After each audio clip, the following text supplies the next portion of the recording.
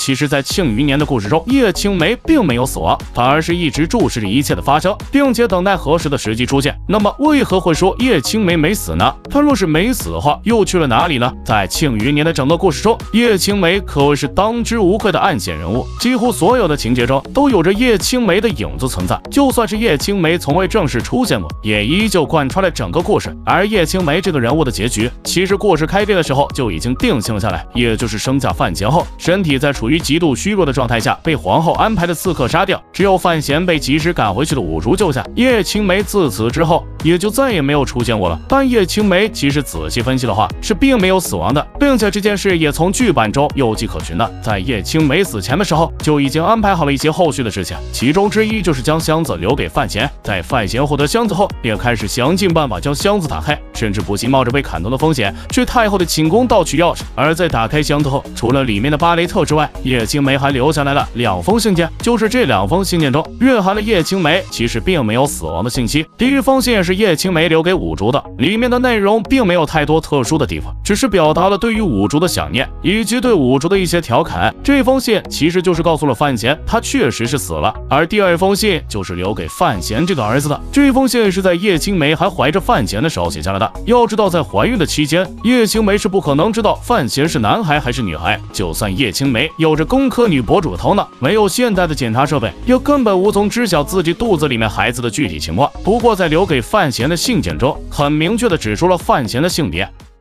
为何说叶青梅其实并没有身死，而是隐藏在了暗处呢？在范闲看到自己母亲的那封信后，里面不仅说出了她的名字，还确认了范闲的性别，这也就代表着叶青梅怀孕的时候就已经知道了自己孩子是个男孩，所以才会在信件中如此说明。如果单单是名字的话，倒也是比较符合逻辑，毕竟名字是叶青梅所取的，也算正常。而叶青梅竟然还能查出范闲的性别，这只能说明一点，那就是在叶青梅怀孕的时候就已经得知了自己之后会发生什么样的事，所以便提前规划好了一切。在生下范闲的时候，叶青梅还能够有时间给这个孩子移植现代记忆，足以说明当时的时间是很充足的。既然时间这么充足，叶青梅能不给自己想一些逃跑的后路吗？这显然也是不太可能的。说到这里，就不得不提太平别院湖底的东西了。在第1季中就有不少的画面提及，在太平别院湖底之下有着很神秘的存在，这也是剧版中的原创剧情。因为原著中太平别院湖底是什么都没有，通过这个湖底密室的猜测，完全不难推断出，也许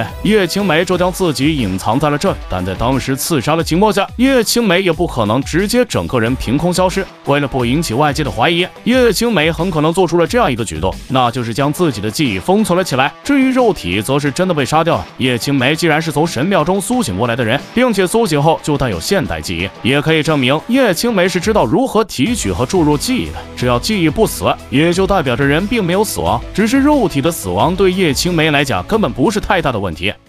叶青梅真的死了吗？或许真相没那么简单。在叶青梅当时知道自己无法逃脱后，便也伪造了死亡的假象，让皇后的党羽杀掉了自己的肉体，记忆则是早已经被叶青梅提取了出来，封存在了太平别院湖底的密室中，等待着复活的时机。至于如何复活，这件事叶青梅就交给了自己的儿子范闲，让范闲拥有和自己相差不多的记忆，然后逐步的引导范闲前往神庙。在叶青梅的规划中，只要范闲知道神庙是一个什么样的存在，那么也必然会得知他是如何来到这个世界上的。而知晓了这一切后，范闲也就能够拥有提取和植入记忆的能力。叶青梅就是打算让范闲掌握这个技术，然后将自己的记忆注入到新的小孩体内，让自己得以复生，然后继续实行自己让世界变得人人平等的计划。但叶青梅却怎么也没想到，范闲去寻找神庙的原因，并不是为了知道这个世界的真相，只是为了将五竹带回去罢了。即便是范闲从神庙的系统中得知了一切，内心中也是毫无波澜的。范闲只想要在这个世界中安稳活下去罢了。至于已经死掉的叶青梅，就算是范闲的母亲，却也跟范闲之间并没有太深的感情，范闲也犯不着费大力气去将关系不深的母亲复活。可以说范闲是一个精致的利己主义，他不像叶青梅那样有远大的志向，只想要过上安稳的生活罢了。如果不是出身的限制，